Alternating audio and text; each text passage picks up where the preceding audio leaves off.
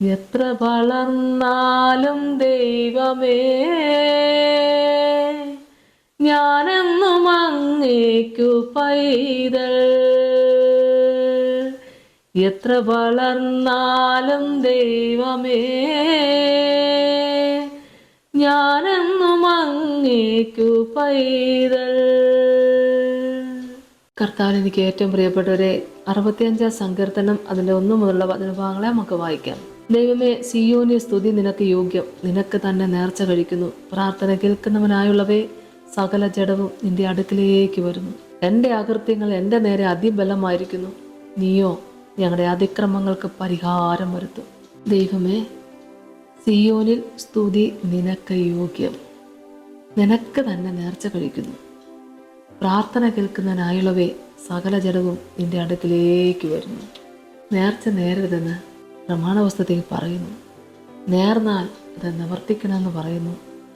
ഇവിടെ വചനം നമ്മളെ കേൾപ്പിക്കുന്നു. ദൈവമേ, സിയോനിൽ സ്തുതി നിനക്ക് യോഗ്യം, നിനക്ക് തന്നെ നേർച്ച കഴിക്കുന്നു.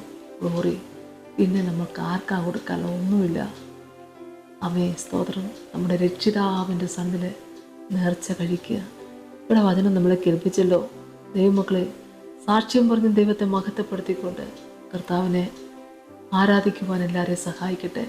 വിശ്വാസത്തിൽ നിന്നുകൊണ്ട് കർത്താവിൻ്റെ സന്നിധിയിൽ സമർപ്പിക്കുന്ന നേർച്ച വഴിപാട് ഏറ്റവും അനുഗ്രഹിക്കപ്പെട്ട തന്നെയാണ് ദൈവമക്കളെ. സാക്ഷി പറയാനും ആലയകാര്യങ്ങളിലെ ശുശ്രൂഷകൾക്കൊക്കെ നമുക്ക് ചെയ്യാൻ പറ്റുന്ന ശുശ്രൂഷ എന്താണ്, അതൊക്കെ തന്നെ ചെയ്ത് കർത്താവിനെ വാഴ്ത്തുക. ഒരു നേർച്ച ദൈവസന്നിധി നമ്മളെ തന്നെ അങ്ങ് സമർപ്പിക്കുന്നത് അത് ഏറ്റവും ഒരു നേർച്ച തന്നെയാണ്. അങ്ങനെ നിനക്ക് തന്നെ നേർച്ച കഴിക്കുന്നു.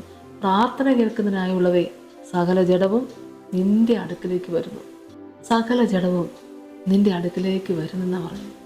മുഖപക്ഷമില്ലാത്ത കർത്താവ്, സകല ജാതികൾക്കും ദൈവമായ കർത്താവ് ഒന്ന് വിളിച്ചാൽ ആ വിളി കേട്ട വരാത്തവരാരെങ്കിലും ഉണ്ടോ? ആ വിളി കേട്ട മക്കളെ, നമ്മളെത്ര അനുഗ്രഹിക്കപ്പെട്ടവരാ. എൻ്റെ അകൃത്യങ്ങൾ എൻ്റെ നേരെ അതിബലമായിരിക്കുന്നു, നീയോ ഞങ്ങളുടെ അതിക്രമങ്ങൾക്ക് പരിഹാരം വരുത്തും.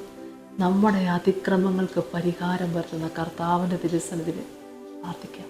സ്തോത്രം കർത്താവേ, കരുണാസമ്പന്ന എൻ്റെ സ്വർഗീയ നല്ല ദൈവമേ, അറിഞ്ഞും അറിയാതെയും ചെയ്തു പോയ സകല പിഴകളെയും പിതാവേ അവിടുന്ന് പൊറുക്കണമേ. ഞങ്ങളുടെ അതിക്രമങ്ങൾക്ക് പരിഹാരം വരുത്തുന്ന പൊന്നു കർത്താവേ, ഞങ്ങളോട് ക്ഷമിക്കണമേ, ക്ഷമിക്കണമേ. അങ്ങയുടെ നാമം വാഴ്ത്തപ്പെടുമാറാകട്ടെ. അങ്ങേക്ക് വേണ്ടി സ്തുതിഗീതങ്ങൾ ഒഴിക്കുവാൻ ഞങ്ങളെ സഹായിക്കണമേ. സാക്ഷ്യം പറയുവാൻ ദൈവം സഹായിക്കണേ. നേർന്ന നേർച്ച കഴിക്കുവാൻ കർത്താവ് സഹായിക്കണമേ. അത്യുന്നതനായ ദൈവത്തെ ഞങ്ങൾ ആരാധിക്കുന്നപ്പാ, വാഴ്ത്തുന്ന കർത്താവേ, സകല ജഡവും അവിടുത്തെ കൃപയെ അനുഭവിപ്പാൻ ഇടയാക്കണമേ. പിതാവിൻ്റെയും പുത്രൻ്റെയും പരിശുദ്ധാത്മാവിൻ്റെ നാമത്തിൽ തന്നെ ആമേൻ. സ്തോത്രം.